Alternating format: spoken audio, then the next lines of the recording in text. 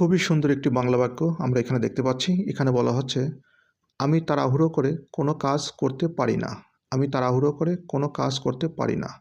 এই বাংলা বাক্যটিকে আমরা ইংরেজিতে রূপান্তর করব। প্রথমে সাবজেক্ট আমি, আই।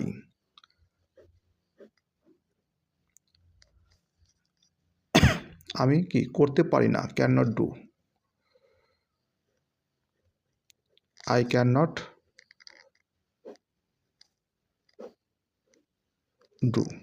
আমি করতে পারি না কোনো কাজ, এনি ওয়ার্ক।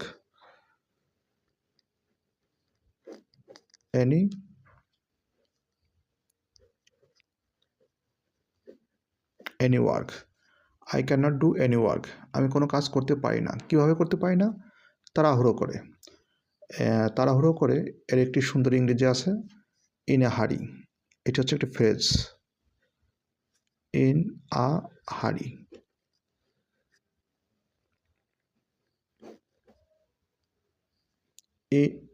ইন আ হারি এর অর্থ হচ্ছে তাড়াহুড়ো করে।